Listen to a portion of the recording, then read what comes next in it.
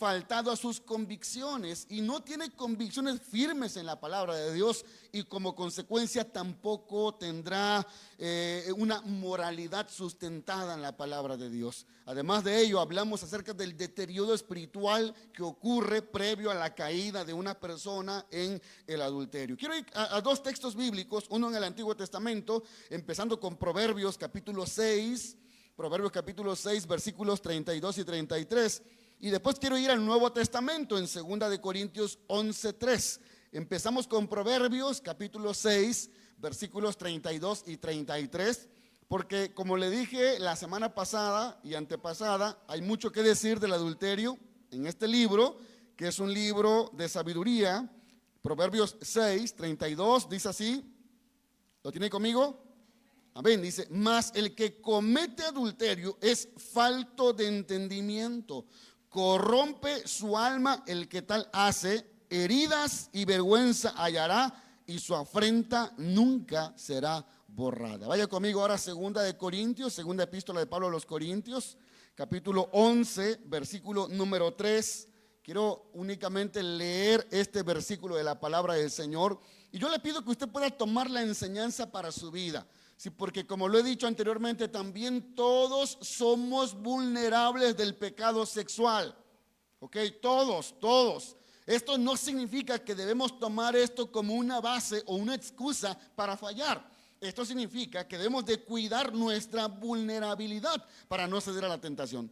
Segunda de Corintios 11:3 dice: pero temo que como la serpiente con su astucia engañó a Eva, vuestros sentidos sean de alguna manera extraviados de la sincera fidelidad a Cristo. Y como lo hemos mencionado previamente también, no es que alguien desee caer en pecado sexual, no es que alguien amanece un día y dice: hoy quiero fallarle a mi esposa, yo quiero conocer qué se siente estar con otra mujer, o en el caso de las mujeres, con otro hombre. Pero hay un proceso paulatino en el cual la persona se va envolviendo en este ciclo de pecado hasta caer en el adulterio. La semana pasada hablamos de la primera fase de este ciclo o de este envolvimiento, y dijimos que es el momento de la atracción. La persona está vulnerable y entonces le atrae a otra persona. Y yo les decía a ustedes que no hay nada de malo en un sentido que nos atraiga a alguien, que nos atraiga cómo es esa persona. Pero cuando esa atracción se convierte entonces en una obsesión en mi mente,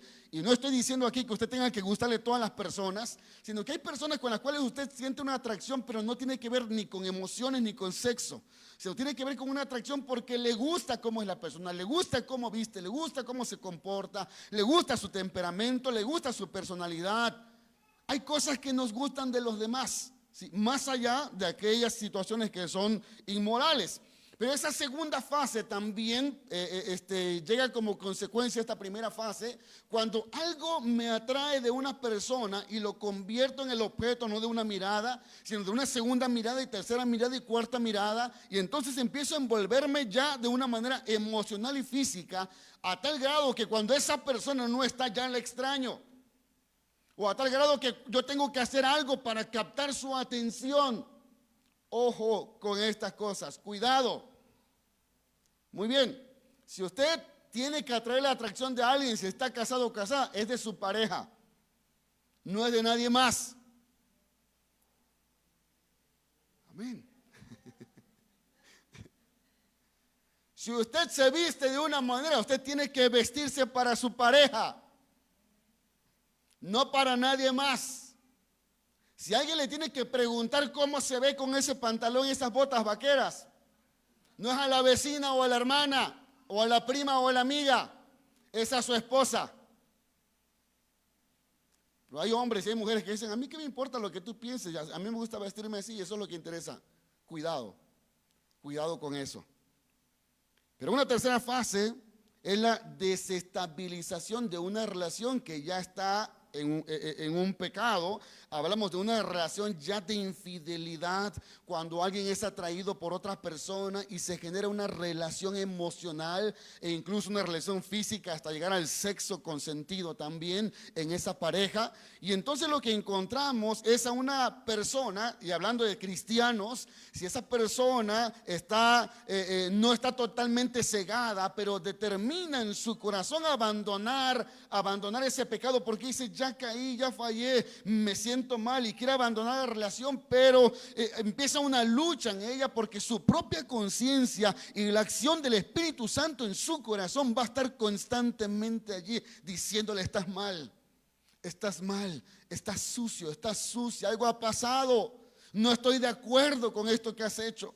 Y el Espíritu Santo va a estar trabajando allí. Y esto es lo que pasa en las personas, repito, donde el pecado no ha envuelto por completo su conciencia, y la conciencia le está diciendo algo no está bien y le incomoda, y empieza esa lucha. Y en esta fase muchas personas tienden a estar en una inestabilidad emocional, pero también inestabilidad con esa otra persona. Voy a poner mi caso como hombre, que no es mi esposa, y empiezo a estar en una relación donde ya quizás tuve una relación sexual o física, o tuve una relación emocional y me encuentro en esa relación, pero empiezo con una inestabilidad, porque hay cierto temor y también hay una incomodidad, y a veces la gente en este momento decide abandonar este proceso de relación que tiene con esa persona, o muchas veces dice: voy a continuar con esa relación hasta sus últimas consecuencias. Porque esa persona, si es cristiana, repito, van a existir valores que les van a estar recordando hoy el Espíritu Santo, y valores que le va a estar recordando su conciencia, le va a estar acusando de esas acciones equivocadas que está realizando. Y aunque quizás es muy fuerte el deseo que está sintiendo, sin embargo, la persona quiere salir de esa relación y no puede. En esta tercera etapa, recuerdan que hablamos de estas 2 etapas previas la semana pasada y dijimos que la salida es huir. ¿Se acuerdan? Huye, corre. No importa que te digan como José o que te digan como cualquier persona: eres un poco hombre, o sabes qué, huiste y eres una persona cobarde. No te preocupes de lo que digan, tienes que huir. Y huir significa cortar muchas veces relaciones. Huir significa no visitar a esa persona. Huir significa marcar límites físicos con la persona. Pero muchas veces no lo hacemos. Pero en esta tercera etapa es muy difícil que la persona vuelva para atrás, y va a seguir adelante hasta las últimas consecuencias, aunque quisiera salir de esa relación, pero no puede. Se siente confundida emocionalmente, porque por un lado siente mucha emoción de estar en una relación pecaminosa, pero por otro lado siente una culpa porque tiene valores, aunque quizás no están del todo cimentados, pero el Espíritu Santo está allí también constantemente llamando a su corazón.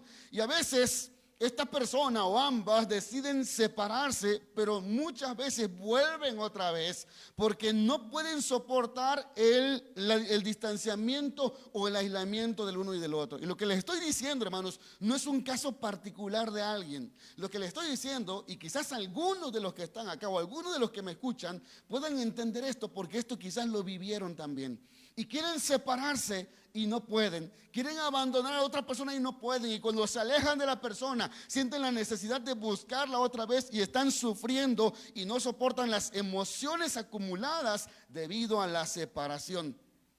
Incluso dicen: me arrepiento de haberla dejado, me arrepiento de haberlo dejado. Y una vez más hacen planes de salir, de verse, de encontrarse y tener otra vez, hasta las últimas consecuencias de esa relación, un contacto físico y también un contacto sexual. Y se restablece tristemente una vez más esa relación de adulterio. En algunos casos es posible terminar en esta etapa esa relación, pero se necesita buscar ayuda. Voy a decir algo muy importante. Si tú estás en esta etapa, cualquier pecado sexual, en cualquier pecado sexual se entra solo, pero en cualquier pecado sexual no podrás salir solo. Necesitas la ayuda de otras personas. Me estoy explicando. en cualquier pecado sexual, llámese pornografía, llámese adulterio, llámese cualquier adicción sexual, tú vas a entrar solo porque tú lo decides, pero jamás podrás salir solo. Segunda de Samuel, capítulo 12, quiero entrar en esta siguiente, que es la cuarta etapa de cómo se envuelve en el adulterio. Hablando un poquito de la historia de un rey que ustedes conocen, segundo de Samuel, capítulo 12, versículos 1 al 14. Y quiero leer esta historia que para todos es conocida, que es la historia de Natán y de David. Y quiero que podamos nosotros ponernos en los dos extremos de estos personajes, en el extremo del personaje de Natán como el profeta que reprende a David, pero también el extremo del personaje de David. Previamente a esto, en el versículo 27, después de que se describe toda la relación y cómo maquinó la relación David, la palabra dice que fue desagradable esto que David había hecho ante los ojos de Jehová. Y el capítulo 12 inicia diciendo: Jehová envió a Natán a David, y viniendo a él le dijo: había dos hombres en una ciudad, el uno rico y el otro pobre. El rico tenía numerosas ovejas y vacas, pero el pobre no tenía más que una sola corderita que él había comprado y criado, y que había crecido con él y con sus hijos juntamente, comiendo de su bocado y bebiendo de su vaso y durmiendo en su seno, y la tenía como una hija. Y vino uno de camino al hombre rico, y éste no quiso tomar de sus ovejas y de sus vacas para guisar para el caminante que había venido a él, sino que tomó robando la oveja de aquel hombre pobre y la preparó para aquel que había venido a él. Entonces se encendió el furor de David en gran manera contra aquel hombre y dijo a Natán: vive Jehová, que el que tal hizo es digno de muerte, y debe pagar la cordera con 4 tantos, porque hizo tal cosa y no tuvo misericordia. Entonces dijo Natán a David: rey, tú eres ese hombre rico. Así ha dicho Jehová, Dios de Israel: yo te ungí por rey sobre Israel, y te libré de la mano de Saúl, y te di la casa de tu señor y las mujeres de tu señor en tu seno. Además te di la casa de Israel y de Judá, y si esto fuera poco, te habría añadido mucho más. ¿Por qué pues tuviste en poco la palabra de Jehová, haciendo lo malo delante de sus ojos? A Urías Heteo heriste a espada, y tomaste por mujer a su mujer, y a él lo mataste con la espada de los hijos de Amón, por lo cual ahora no se apartará jamás de tu casa la espada, por cuanto me menospreciaste y tomaste la mujer de Urías Heteo para que fuese tu mujer.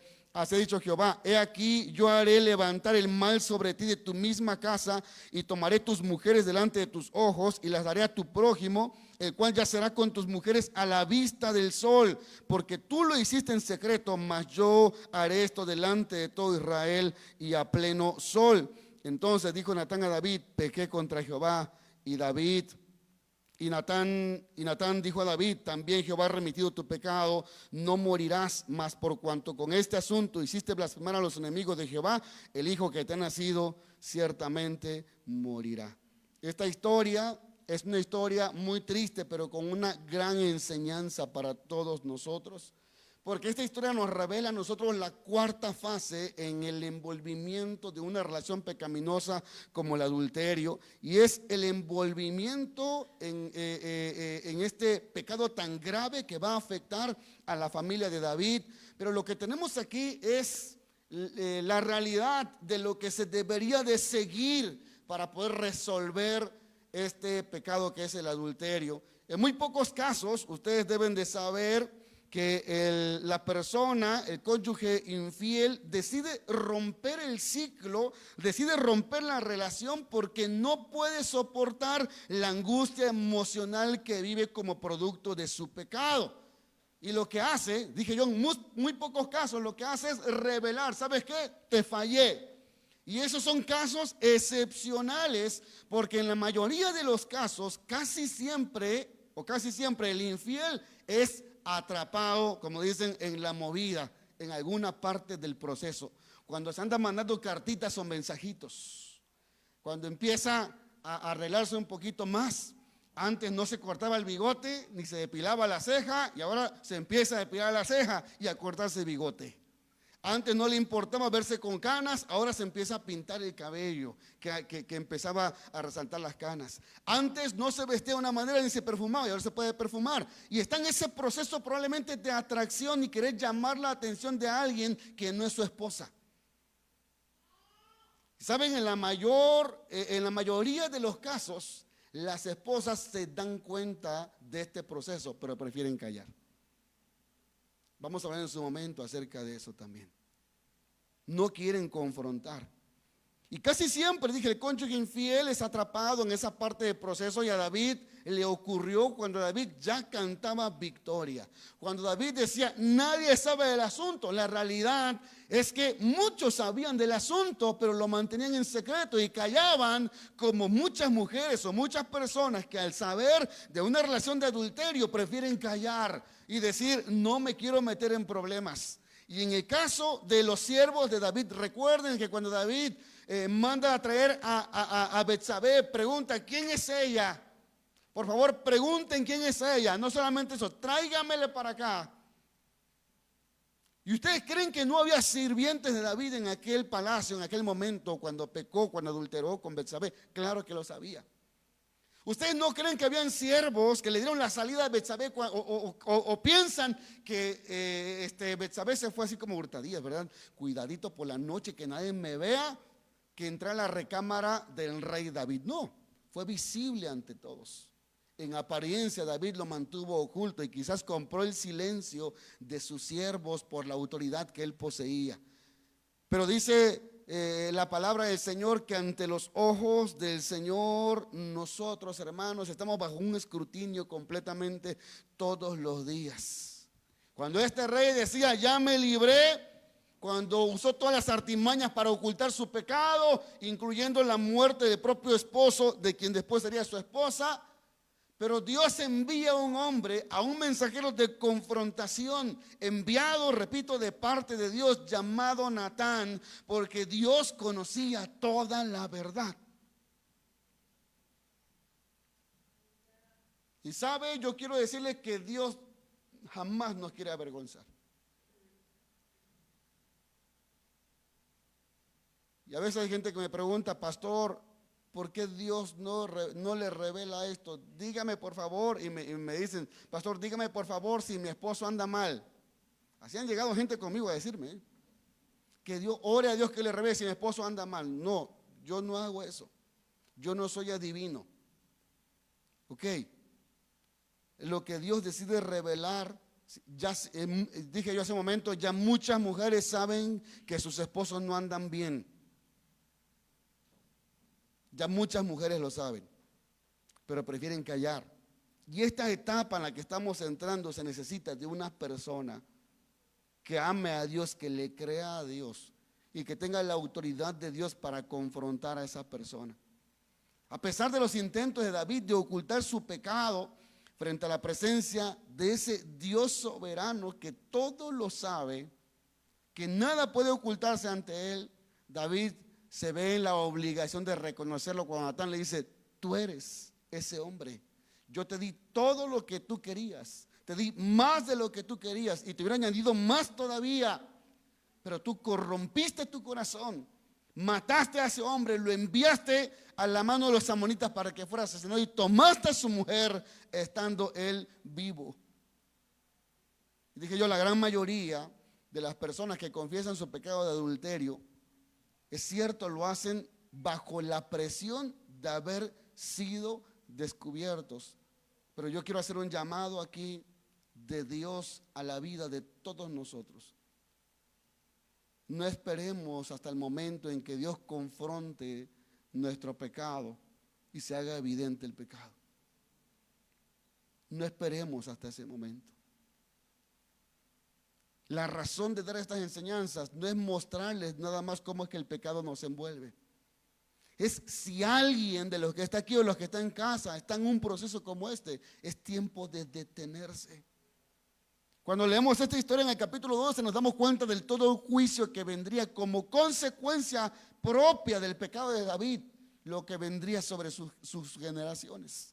Dios le dijo, jamás la espada se va a apartar de tu casa. Es decir, siempre habrá pleito, siempre habrá guerra, siempre habrá división.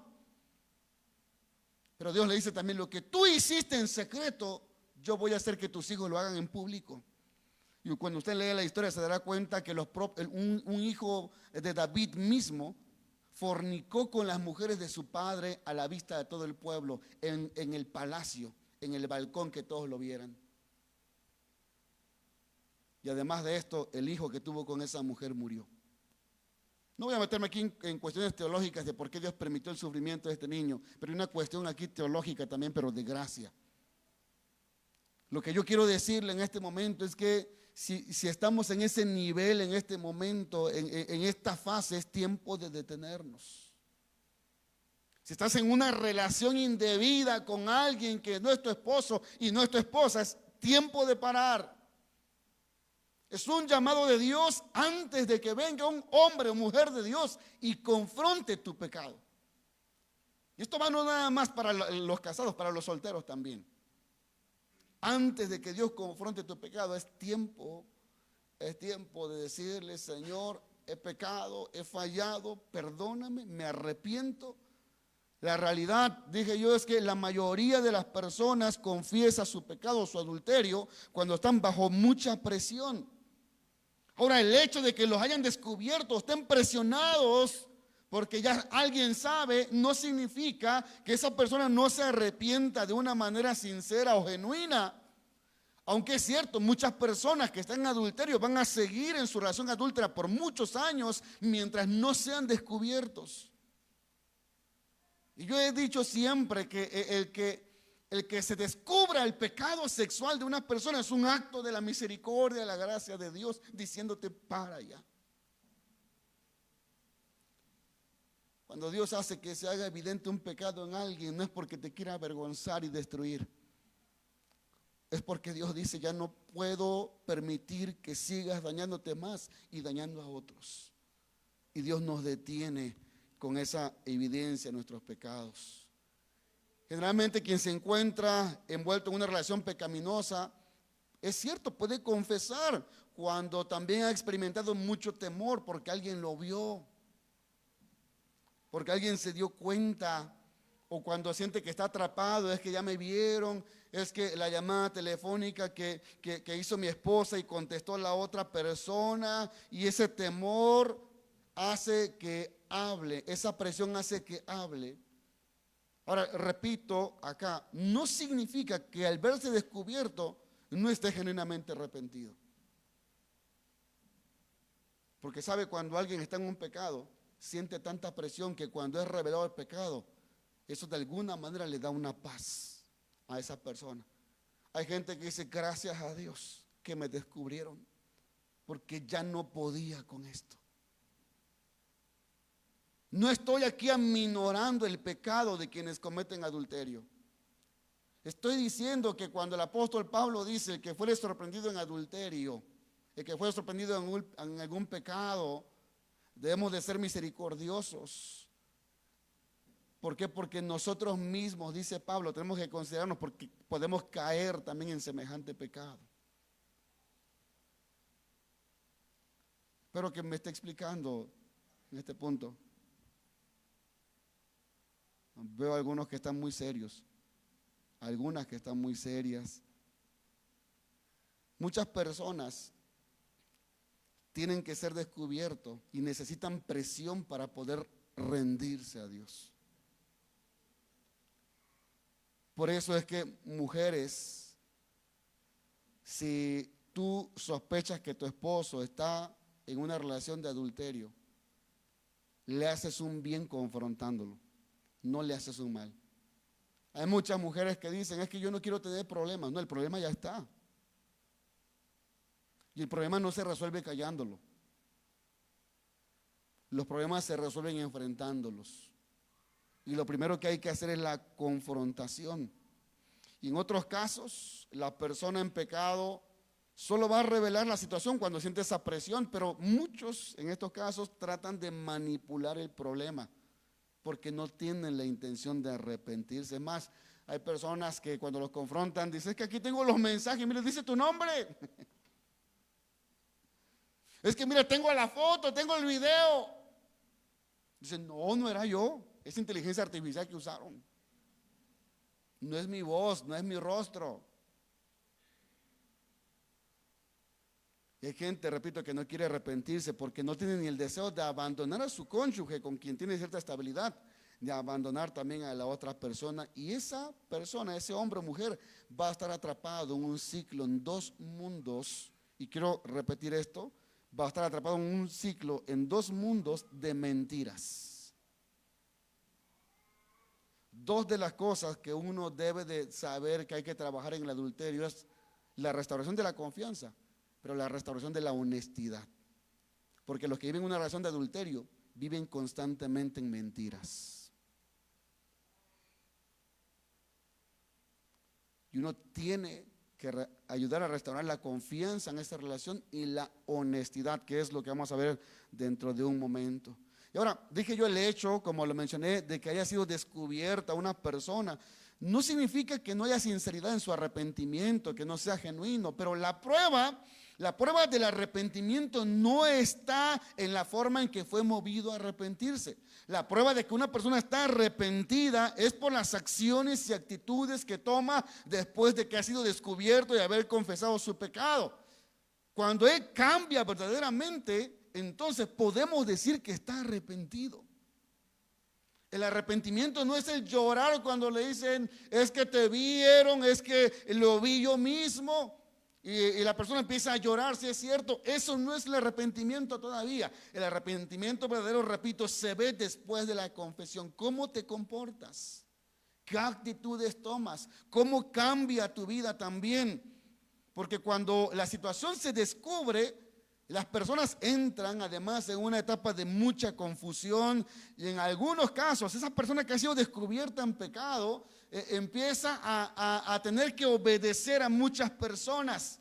Si empieza a obedecer a la esposa, y todo lo que dice la esposa tiene que obedecerlo, y siente más presión por la culpa. Obedece a su pastor, obedece a la suegra, obedece al suegro, obedece a la congregación, obedece a los familiares, obedece a los amigos, porque siente tanta culpa, tanta carga, tanta presión, que empieza a obedecer a muchas personas. Y esa es la razón precisamente de sentirse en una etapa de confusión, porque no sabe cómo responder en esta etapa tan difícil. Y ustedes deben de saber algo, yo tengo que decirlo acá también, que hay muchas personas que han caído en pecado, que ustedes no me van a ver aquí a mí al frente pasarlos y decirles, ándale, pecador, confiesa que pecaste, pídele perdón a la congregación. Porque eso no es arrepentimiento, eso es una tortura y una vergüenza. Pero lo que tenemos que llevar es a la persona a un genuino arrepentimiento, que se convenza de que es un pecado lo que realizó él o ella. Pero en segundo lugar, tenemos que ayudarlo a restaurar su relación con Dios y con su esposo o su esposa, dependiendo sea el caso. Pero es tanto el sufrimiento, ¿sí?, que una persona que ha sido descubierta en pecado, es tanto el sufrimiento que está pasando aquí en su corazón, que es suficiente castigo. Y ese es mi criterio muy personal. Quizás cuando llegue otro pastor acá, él actúe de manera diferente. Pero mientras yo esté aquí, ninguna persona que caiga en pecado sexual va a pasar aquí al frente a rendirle cuentas a nadie. Porque no es ante la congregación que falló ni ante el pastor. Yo tengo que ayudarle a restaurar su relación con Dios y su relación con su familia. Ese es mi trabajo como pastor. Y lo digo con mucho respeto para los pastores que están acá también, o los que me están viendo. Pero no es esa la manera bíblica de solucionar los problemas, ni solucionar tampoco los pecados. Si pudiéramos nosotros mirar el corazón de la gente que ha fallado y se ha arrepentido de manera genuina, les dirá el dolor tan grande que es tener que reconocer que ha fallado a Dios y ha fallado a su pareja. Ahora, el cónyuge que no está arrepentido siempre volverá a fallar, porque va a buscar lo que dicta su corazón y no va a buscar ayuda, no va a buscar orientación para no cometer errores. Y este periodo en el cual se revela el pecado, este periodo es un periodo inmediato, es muy angustiante, hasta cierto punto traumático para ambos casos, en el caso del cónyuge que fue infiel y el caso del cónyuge que fue ofendido o que se le fue infiel. Pero repito, es una etapa muy inmediata, se descubre el pecado y eso explota. ¿ok? Muy traumático, pero el proceso de arrepentimiento y transformación es un proceso lento y difícil que muchas veces las personas a las cuales se les ha fallado y las personas que fallaron no entienden que ese proceso va a ser de arrepentimiento, repito, y de transformación y de restauración. Es un proceso muy lento y puede ser muy largo también. Por eso, cuando las personas fallan y de repente toman una consejería express, dicen, ya estamos bien, ya ya el pastor oró por nosotros, ya todo pasó, ya me perdonó y yo ahora me siento tan libre. Cuidado con eso. Esas consejerías express son como las escuelas que hacen maestrías y doctorados patito. Mucho cuidado, porque quizás la persona va a caer en un pecado posteriormente una vez más. Hay que entender que no es lo mismo descubrir el pecado que confrontarlo. No es lo mismo restaurar a las personas y restaurar la relación que haber descubierto a una persona en pecado. Quien ha sido infiel, pero se ha arrepentido, ha batallado duramente con su conciencia.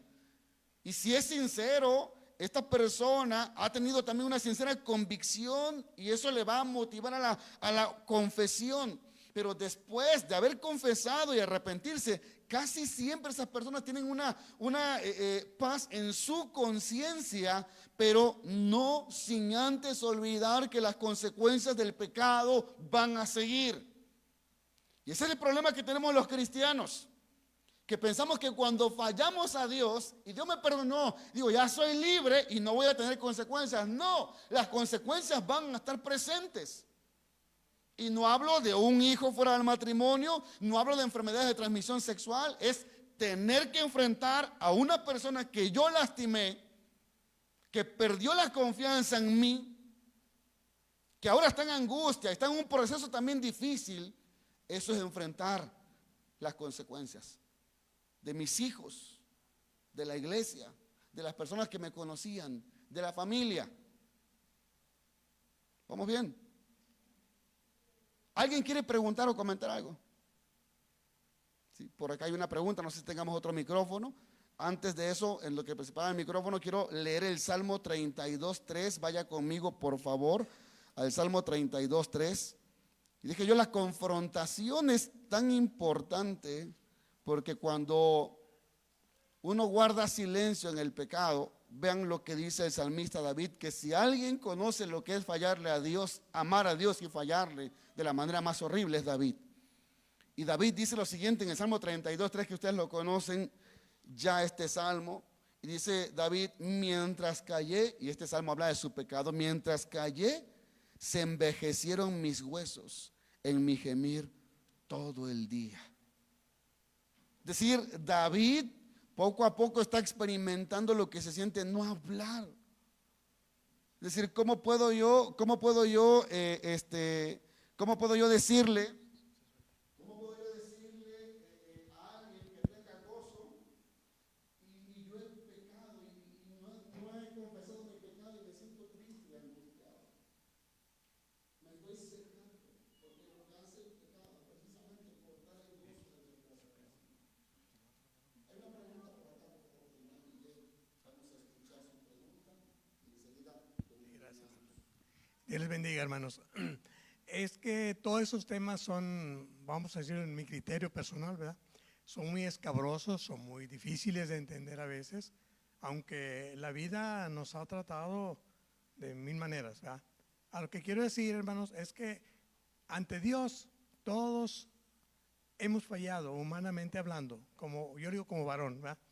Pero yo encontré dos casos muy específicos en unos varones en una campaña, hermano, en la cual vamos a decirlo, el profeta que nos dio el mensaje, nos dio una enseñanza tan fuerte, así de momento, así rápida, que al subir ahí al altar, dijo a un varón, le dijo, tú te llamas fulano de tal. El Señor me dijo que te vio con otra mujer. Así, ponte a cuentas con él. No lo juzgó, no lo confrontó, nomás le dijo una realidad. Y a otro varón le dijo, mira, el Señor me dijo, tú te llamas de esta manera. Sí, no lo negó. Dijo, Dios te sanó, tal fecha, tal día, y hoy el Señor me está diciendo que estás a punto de dejar el camino. O te arrepientes, o ya te dio con vara, te va a dar con barrote. Y claro, pastor, esos varones ya no volvieron, se perdieron. Pero Dios nos confronta. Cuando una persona es usada por Dios, va a los extremos para decirle, Señor, yo no voy a perder tiempo, dime qué voy a hacer. Y Dios le mostró 2 personas. Gracias.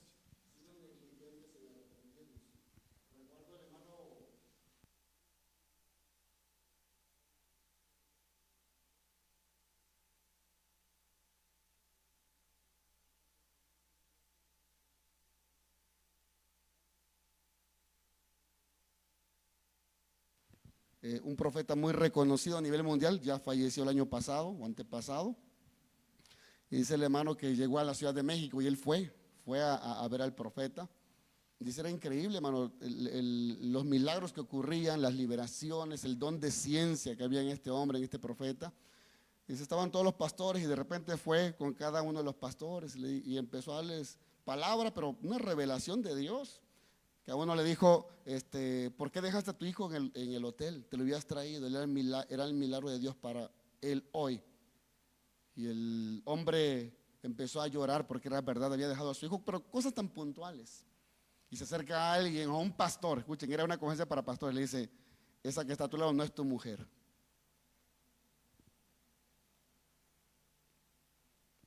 ¿Por qué dejaste a tu mujer? Le dijo. Para que Dios use a un hombre de Dios a ese grado de evidenciar el pecado de alguien, es porque esa persona hace mucho que no se ha arrepentido y Dios ha estado hablando constantemente. Dice el hermano Ramón que cuando él se ve descubierto, los otros pastores que estaban en la fila se empezaron a parar y se empezaron a ir. Cuidado. Cuando Dios empieza a dar una palabra de ciencia y esté cerca de alguien, cuidado, porque no sabes qué cosas Dios va a decir de ti y va a sacar de ti si no te has arrepentido. Insisto, nunca será para avergonzarte en la vida, sino será porque Dios te ama. Dios envió a Natán en el momento apropiado para detener a David. ¿Sabe? Cuando la persona que ha sido descubierta y confrontada con su pecado, esa persona, repito, ha estado bajo mucha presión y siente un alivio en su conciencia cuando es descubierta la persona. Siente un alivio y siente como que algo terminó, no todo el proceso, pero algo terminó. Pero déjeme decirle que la persona que lo descubrió, la esposa, el esposo que descubrieron la infidelidad, que les fueron infieles, esa persona inocente, si la podemos poner este adjetivo, esta persona apenas empieza su proceso para ella. Porque empieza un proceso de experiencias traumáticas, de ansiedad, de depresión, de enojo, de culpabilidad. No puede quizás dormir por las noches y está en un estado permanente de depresión si esa persona no se le ayuda para tratar la situación con sabiduría también. Y mientras ese cónyuge, esa parte de la pareja que fue infiel, no exista la determinación para dar pasos, para separarse de la otra persona, mientras no desea en él en su corazón separarse de la otra persona, eliminando, escuche esto, todo tipo de contacto con ella o con él, recuerdos. Y quien está verdaderamente arrepentido con el pecado se es determinante.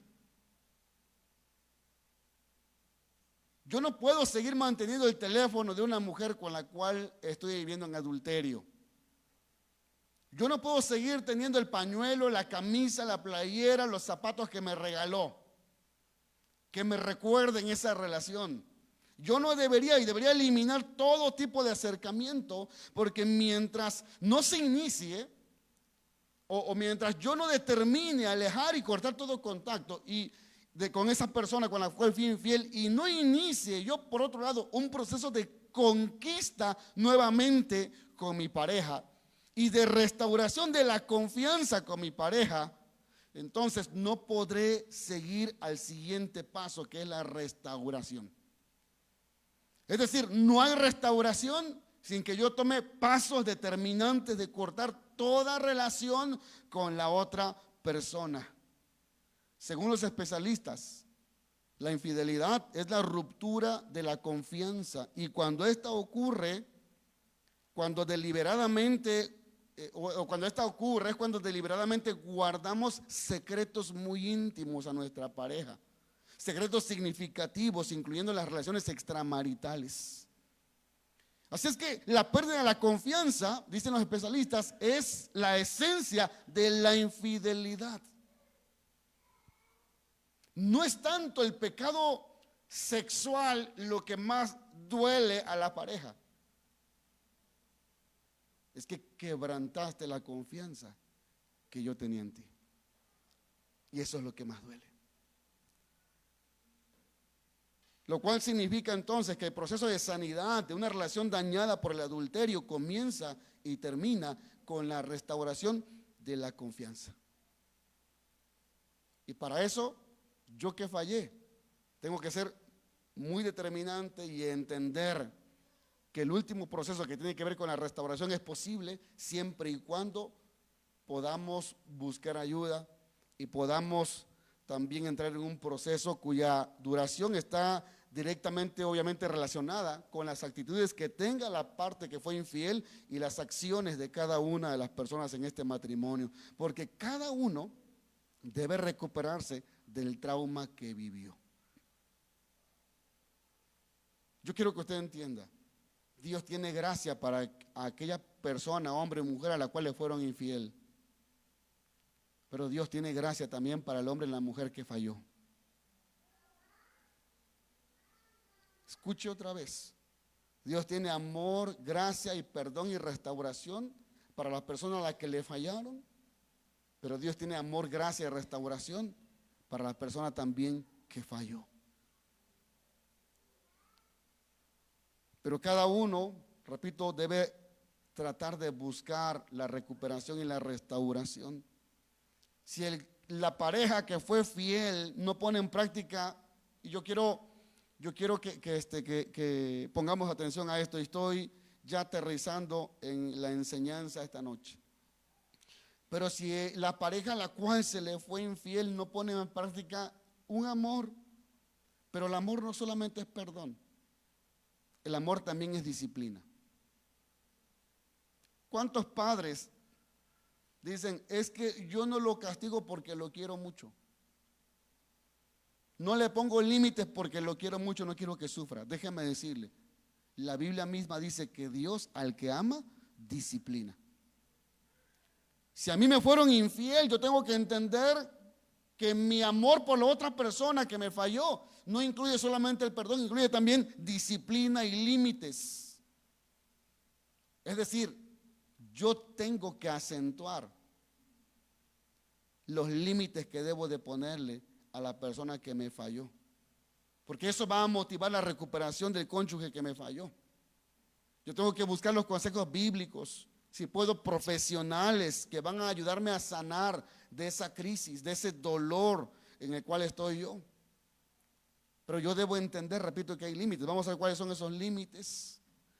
Pero el cónyuge infiel también tiene que entender que hay pasos bíblicos que debe tomar y que no podrá recuperarse ni restaurar su vida y su relación si esa persona no busca ayuda también. Hermanos, el adulterio es una bomba que Satanás ha lanzado a los matrimonios. Tiene un poder destructivo tremendo el adulterio. Los matrimonios no solamente tienen que sobrevivir, sino seguir un proceso bíblico de restauración, donde puedan volver a confiar mutuamente, donde puedan volver a tener intimidad, donde sigan el consejo sabio y renuncien al engaño y vuelvan a vivir en la verdad. Una de las cosas que la persona que fue ofendida en el matrimonio a través del adulterio, usted tiene que buscar también la sanidad para su corazón. Porque el adulterio es una de las experiencias más destructivas, muy destructivas en la relación conyugal.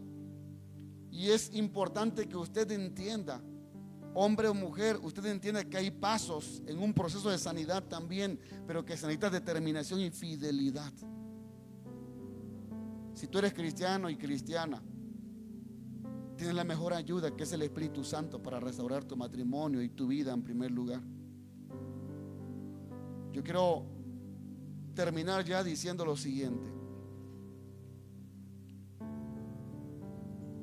que la posibilidad de que el cónyuge inocente recupere la confianza no depende solamente de ese cónyuge al cual lastimaron. La posibilidad de que una mujer vuelva a confiar en su esposo o un hombre vuelva a confiar en su esposa que le falló no depende solamente de ella, sino que el que cometió el adulterio debe tener comportamientos básicos. Esto incluye que debe de vivir con una honestidad en todas las cosas posibles, que debe de recibir ayuda para lidiar también con sus emociones y comprender también las emociones del otro. ¿Y a qué me refiero con esto?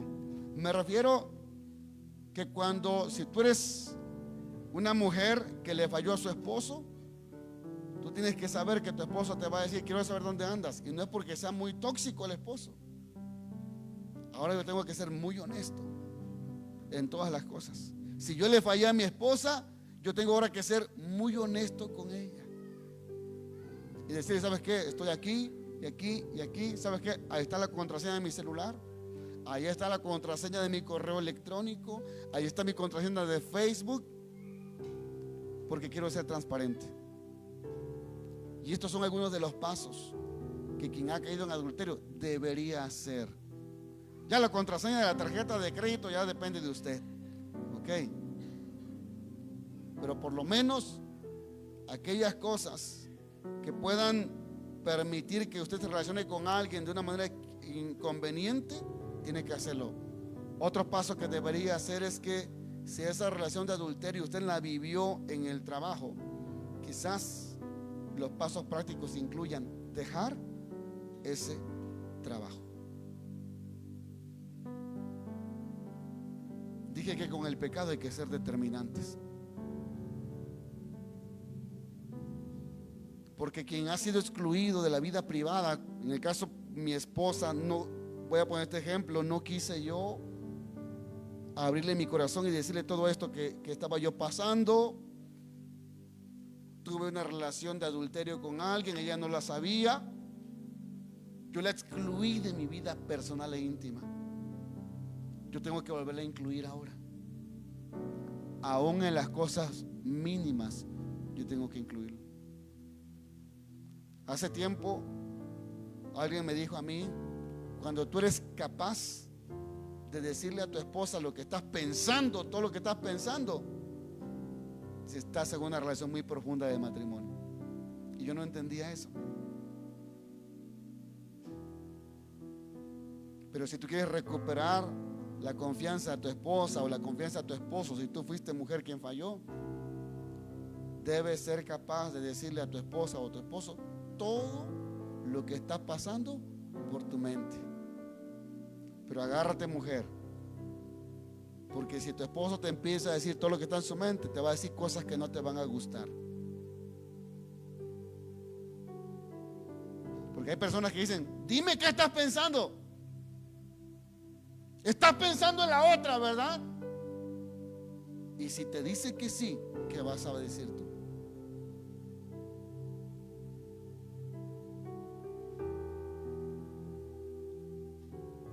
Pero él está siendo honesto contigo. Estás viendo otra vez a esas mujeres, ¿verdad? Estás leyendo esas cosas, ¿verdad? Estás viendo sus fotografías en Facebook, ¿verdad? Tú quieres que te diga que no. Pero si te dice: la verdad sí, ¿qué vas a hacer?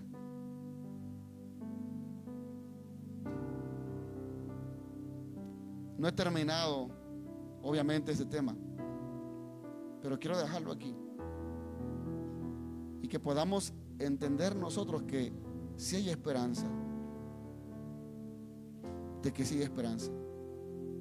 Yo quiero creer que todos los que estamos aquí amamos a Dios y queremos buscar a Dios de una manera íntegra lo más posible, pero también que los que estamos aquí vamos a fallar a Dios en algún momento, y no solo en este pecado, en otros pecados hemos fallado. Pero yo quiero decirle que en Cristo hay esperanza,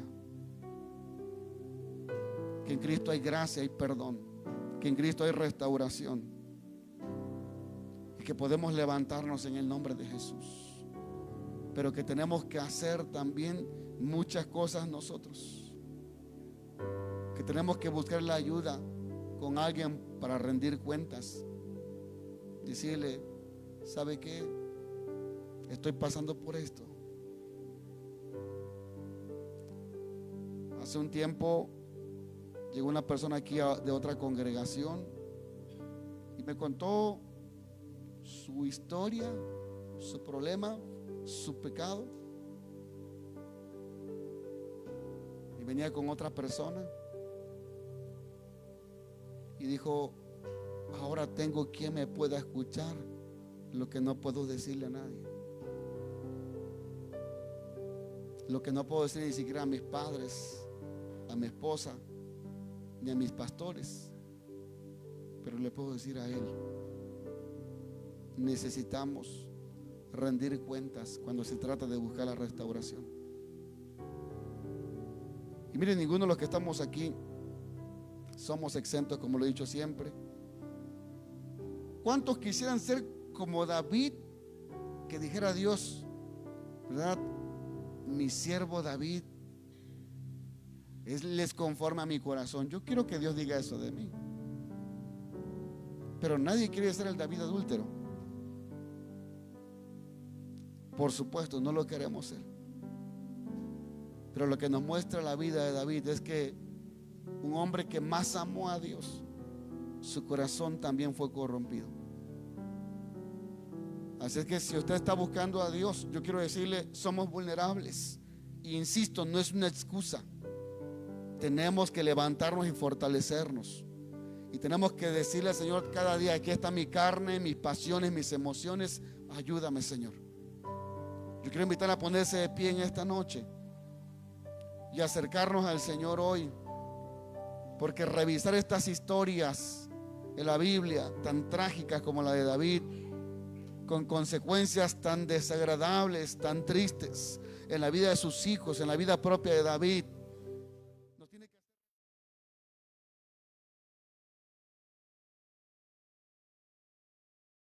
días del poder del Espíritu Santo en nuestra vida para vencer, pero también de la gracia de Jesucristo si es que hemos fallado. Él ha dicho que tenemos un abogado ante el Padre, a Jesucristo es justo, para limpiarnos, para perdonarnos si confesamos nuestros pecados. Dile: Señor, aquí estoy. Si te has alejado del Señor, si has enfriado tu corazón por una poca relación con el Espíritu Santo, yo te quiero invitar hoy a renovar esa relación con el Señor. Si tú le has dicho a Dios: Señor, y le has dicho con tus acciones: no te necesito, yo creo que este es un momento donde podemos decirle: Señor, te necesito tanto. Dile al Señor: yo te pido que tú, Señor, toques mi corazón hoy y me enamores de ti una vez más, Señor. Habla con el Señor hoy, habla con Dios en esta noche, habla con Jesús en esta noche. Si le has ofendido al Señor, yo creo que este es un tiempo hermoso donde puedes decirle: Señor, lo que yo no podía ver, Señor, tú me lo has hecho ver hoy. Lo que yo no entendía, Señor, yo lo puedo entender hoy. Y yo sé que necesito tanto, Señor, de tu gracia, de tu perdón. Señor, que tu favor siempre ha estado conmigo, pero yo, Señor, he hecho a un lado la gracia y el amor. Yo he hecho a un lado, Señor, los valores. Yo he hecho a un lado, Señor, la presencia del Espíritu Santo, y he fallado. Y acércate a Dios y dile: Señor, pero yo creo, Señor, que hay oportunidad para mí todavía. Señor, yo me arrepiento de cada pecado, de cada acción, Señor, que he hecho, Dios mío, que ha contaminado la integridad de mi corazón, que ha roto, que ha corrompido, Señor, mi relación matrimonial, Señor, que ha corrompido mi mente y mi cuerpo. Señor, en esta noche dile al Señor: yo me arrepiento, Jesús. Me arrepiento, Señor, de todo el daño que yo he hecho a otros. Me arrepiento, Señor, de haberte ofendido a ti, de haber lastimado a mi esposa. Y si tú eres una mujer que ha fallado, dile: he lastimado, Señor, a mi familia, a mi esposo, a mis hijos. He lastimado a los que confiaron en mí, Señor. Pero puedes decirle: perdóname, Señor. Perdóname, perdóname. Dile: Señor, aquí estoy. Restáurame hoy, Señor. Límpiame hoy, Señor. Límpiame hoy, Señor. Él está aquí hoy. Jesús está aquí hoy para limpiar tu corazón, para limpiar tu mente, para decirte que hay oportunidad para ti en tu matrimonio, oportunidad para ti en tu vida. Ningún pecado, ninguna perversión es más grande que el poder y el amor de Jesucristo. Hoy puedes venir delante de Él. Hoy puedes venir delante del Señor. Dile: restaura mi corazón. Hazme, Señor, un hombre nuevo. Hazme una mujer nueva. Dile: hermana, dile: Señor, yo quiero ser alguien nuevo. Señor, renueva mi mente, Dios, purifica mi mente. Señor, yo hoy vengo delante de ti, Señor, a tomar promesa de restauración. Señor, a tomar promesa de restauración para mi vida, para mi matrimonio. Señor, pero yo quiero estar apegado a ti, Señor, apegado a tu presencia. Espíritu Santo, Espíritu Santo, Señor, sopla, Espíritu Santo, hoy sobre cada uno, Señor, que ese espíritu restaurador, que esa convicción de pecado, que esa convicción de pecado que lleva a un arrepentimiento sincero, genuino, Señor, hoy embargue nuestro corazón, hoy embargue nuestra vida, Señor. Hoy, Señor, te decimos: renuévanos, renuévanos, renuévanos, Jesús. Renuévanos, Jesús. Gracias, Dios.